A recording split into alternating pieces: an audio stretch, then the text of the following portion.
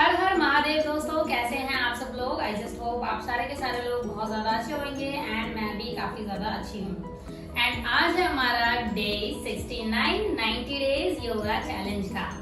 सो इन 69 दिनों में कवर कर चुके हैं हम सारे के सारे ऑलमोस्ट योगा, जिसमें है बैठकर करने वाले योगा, पीठ के बल लेटकर करने वाले योगा, पेट के बल लेटकर करने वाले योगा एंड ऑलमोस्ट कवर कर लिए हैं हमने खड़े होकर करने वाले योगा।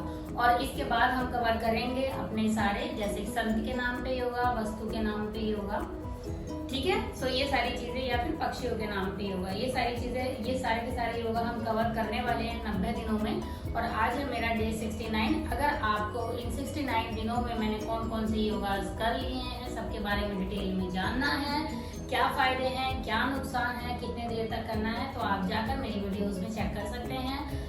अभी मेरा चैलेंज ऑन है तो आपको ऊपर ही सारी वीडियोस मिल जाएंगी। सो चलिए अभी हम शुरू करते हैं कि 69 डे पे हम कौन सा योगा करने वाले हैं। सो जैसे कि मैंने कल जो योगा किया था, मैंने किया था कोणासन 1 एंड 2। सो हमने 2 वेरिएशंस कल कवर कर लिए थे। तो आज हम जो कवर करने वाले हैं, आज हम करेंगे कोणासन 3, ठीक है। सो कोणासन 3 को कैसे करते हैं, क्या इसके फायदे हैं, क्या नुकसान है, किसको करना चाहिए, किसको नहीं करना चाहिए, कितनी देर तक करना चाहिए, वो सब कुछ जानेंगे हम इस एक वीडियो में। सो सबसे पहले हम देख लेते हैं कि इस आसन को करते कैसे हैं, कोणासन 3 को। सो कोणासन 3 को करने के लिए सबसे पहले तो आप अपने रूम में कहीं पर भी, जहाँ पर भी आप योगा कर रहे हैं, वहां पर योगा मैट बिछा लीजिए। अगर योगा मैट नहीं है तो चटाई भी बिछा सकते हैं। सो उसके बाद आपको क्या करना है, योगा मैट के ऊपर खड़े हो जाना है।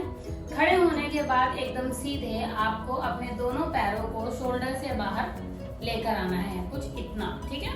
शोल्डर से बाहर लेकर आएंगे आप, देखो शोल्डर से एक एक पैर की इंची मेरी दूर है, एक इंच दूर है। सो शोल्डर से बाहर लाने के बाद आपको क्या करना है, अपने दोनों हाथों को धीरे धीरे ऊपर उठाना है एंड मेक श्योर करना है कि जो हथेलियां हैं वो ऊपर की ओर देख रही हो, ठीक है। इसके बाद आपको सांस छोड़ते हुए अपने राइट हैंड से लेफ्ट पैर को पकड़ना है एंड जो लेफ्ट हैंड है उसको ऊपर की ओर करना है एंड ऊपर देखना है, ठीक है। सो चलिए अभी हम सांस छोड़ते हुए अपने राइट हैंड से लेफ्ट पैर को पकड़ेंगे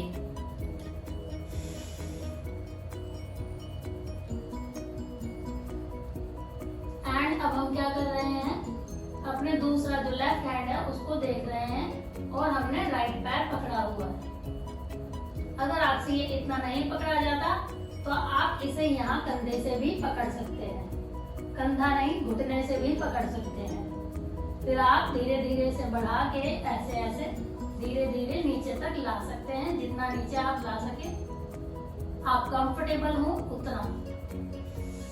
सांस भरते हुए वापस से ऊपर आ जाना है, ठीक है, फिर नॉर्मल अवस्था में आ जाना है। अब हमको सेम ही रिपीट करना है दूसरी साइड से भी, ठीक है। तो अभी हमको सामान्य सांस के साथ हाथों को ऊपर लेकर आना है एंड अब सांस छोड़ते हुए नीचे जाना है। अब अभी हमने राइट हैंड से लेफ्ट पैर पकड़ा था, अब हम लेफ्ट हैंड से राइट पैर पकड़ेंगे, सांस छोड़ते हुए नीचे।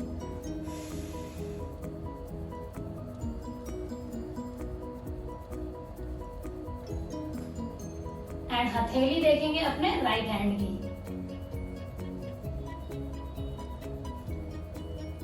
आपको 10 से 20 सेकंड तक इसी अवस्था में बने रहना है। ज्यादा देर तक चाहे तो 30 सेकंड भी बने रह सकते हैं। अगर आपसे इतना नीचे नहीं होता है, ठीक है, आप इसे जमीन पर भी रख सकते हैं, लेकिन पैर पे रखना ज्यादा कंफर्टेबल होता है। अगर आपसे इतना नीचे नहीं होता है तो आप यहाँ पर भी अपने पैर को रख सकते हैं, अपने हाथ को रख सकते हैं और आप यहाँ पर भी अपने हाथ को रख सकते हैं, ठीक है। उसके बाद सांस भरते हुए वापस से अपने ऊपर आ जाना है और नॉर्मल अवस्था में आ जाना है, ठीक है। सो ये है हमारा कोणासन 3। अब कोणासन 3 के फायदे क्या हैं, चलिए वो जान लेते हैं। सो कोणासन 3 करते हुए आपने देखा कि बैक पे एक अच्छा खासा ट्विस्ट आता है एंड हाथ आपके नीचे जाते हैं। जो सारा का सारा जो प्रेशर है आपके पैरों के, ये जो हैमस्ट्रिंग्स होते हैं उन ऊपर आता है। तो ये आपके पैरों को मजबूत तो करता ही है, ये आपके पैरों को फ्लेक्सिबल बनाने में भी काफी ज्यादा मददगार है। पैरों की जो अंदर की कोशिकाएं होती हैं उनको मजबूत करता है, उनको लचीला बनाता है एंड आपके पैर जो हैं अगर आप स्प्लिट खोलना चाहते हैं तो उसमें भी बाद में मदद करता है, क्योंकि पैरों पे एक अच्छा खासा खिंचाव आता है। अगर आपको वेरिकोज वेन जैसी प्रॉब्लम है तो वो वाली प्रॉब्लम भी आपकी जा सकती है अगर आप नियमित रूप से करेंगे, क्योंकि जब खिंचाव आता है तो नसों में अच्छा ब्लड सर्कुलेशन हो जाता है, तो इसीलिए आपको ये आसन कर सकते हैं। अगर नहीं भी है तो भी पैरों के लिए बहुत ज्यादा अच्छा होता है। आपके पैर में दर्द है तो भी वो भी चला जाता है। तो ये हो गया पैरों की बात। इसके अलावा ये आपके बेली के लिए काफी ज्यादा हेल्पफुल है। ये आपके पाचन क्रिया के लिए काफी ज्यादा हेल्पफुल है। अगर आपको कब्ज की प्रॉब्लम है तो ये उसके लिए भी हेल्पफुल है, चिकित्सीय है। इसके अलावा जिन लोगों के यहाँ साइड में फैट जमा हो जाता है, जिन लोगों का बेली फैट होता है, तो उस फैट के लिए ये जो साइड का कमर का जो फैट होता है, इस फैट को खत्म करने के लिए ये बहुत ज्यादा फायदेमंद है। अगर आपके साइड में फैट है तो आप ये एक्सरसाइज कर सकते हैं, ये वाला योगा कर सकते हैं। इसके अलावा ये आपके हाथों की चर्बी को भी कम करता है, हाथों को टोन्ड बनाता है। ये आपकी गर्दन, आपके शोल्डर के लिए भी काफी ज्यादा हेल्पफुल है, काफी ज्यादा मददगार है। इनको भी स्ट्रॉन्ग बनाता है, सीना आपका चौड़ा बनाता है। इसके अलावा ये आपको शांत दिमाग देता है। ये आपको जिन लोगों का कंसंट्रेशन नहीं हो पाता है, एकाग्रता की प्रॉब्लम रहती है, तो ये आपके अंदर एकाग्रता भी लाता है। तो एकाग्रता लाता है जिससे कंसंट्रेशन आपका बढ़िया हो जाता है एंड आपका जो मन चंचल है उसको भी काफी हद तक सुधार लेकर आता है। सो ये सारे इसके फायदे हैं। आपके पूरी बॉडी के लिए फायदेमंद है। ये सर से लेकर नीचे पैर तक के लिए सबके लिए फायदेमंद है।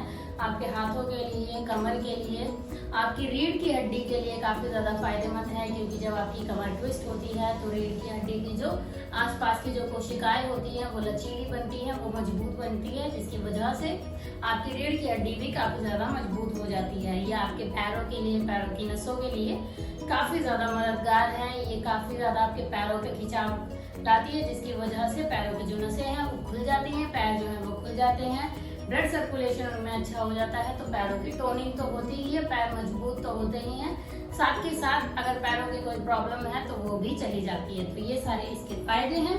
अब जान लेते हैं इसके नुकसान क्या है और किसको नहीं करना चाहिए। देखिए, कोई भी आसन हो उसका कोई नुकसान नहीं होता है। अगर आप एकदम परफेक्ट हैं, आप कोई भी बीमारी से नहीं जूझ रहे हैं, आप नॉर्मल इंसान हैं, तो आप दुनिया का हर आसन कर सकते हैं। तो इसके कोई नुकसान नहीं है। आसनों के वैसे भी कोई नुकसान नहीं होते।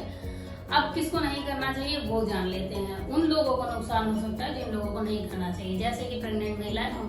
प्रेग्नेंट महिलाओं को यह आसन बिल्कुल भी नहीं करना चाहिए। पेट पे दबाव आता है, जिसकी वजह से इस आसन को करना मना ही है। इसके अलावा जिन लोगों को माइग्रेन की या वर्टिगो की इश्यू रहती है, उन लोगों को भी यह आसन नहीं करना चाहिए। इसके अलावा जिन लोगों के पैरों में या कमर में किसी प्रकार की सर्जरी हो रखी हो या काफी ज्यादा दर्द रहता हो, तो उन लोगों को भी आसन नहीं करना चाहिए। इसके अलावा आप दुनिया में कोई भी इंसान हो, वो सारे के सारे लोग इस आसन को कर सकते हैं। किसे करना चाहिए? बच्चों से लेकर बूढ़ों तक, फीमेल मेल कोई भी हो, ये आसन सबको करना चाहिए। नियमित रूप से करेंगे तो आपको इसके फायदे 15 दिन के अंदर अंदर ही दिखने लग जाएंगे। ठीक है। क्योंकि मैंने सब कुछ बता दिया है, इसके फायदे, इसके नुकसान, इसको कितनी देर तक करना है। आप एक आसन को 10 से 20 सेकंड तक रख सकते हैं। उसके बाद इसे 5 से 10 बार रिपीट कर सकते हैं। अगर आप इसे कोणासन 1, 2 और 3 तीनों एक साथ कर रहे हैं तो इन्हें आप 20 बार तक कर सकते हैं। 20 से 30 बार आप इन्हें रिपीट कर सकते हैं। ये इसकी टाइमिंग है। वैसे अगर आप नॉर्मली सिंगल कर रहे हैं तो 5 से 10 बार आसन बहुत है। उसके बाद आप बाकी के आसन भी कर सकते हैं। ठीक है। टाइमिंग बता दिया है, 10 से 20 सेकंड तक रखना है। उसके बाद आप रिपीट कर सकते हैं 5 से 10 बारी। और किसको करना चाहिए, किसको नहीं, नुकसान सब कुछ बता दिया। क्योंकि मैंने सब कुछ बता दिया इस आसन के बारे में, तो इसी के साथ मैं अपना आज का वीडियो करती हूँ यहीं पर खत्म।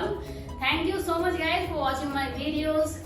कल हम फिर मिलेंगे नए आसन के साथ अपने 70वें दिन में। Thank you so much and stay connected. कल फिर मिलते हैं। जब तक के लिए take care, have fun, bye bye and हर हर महादेव।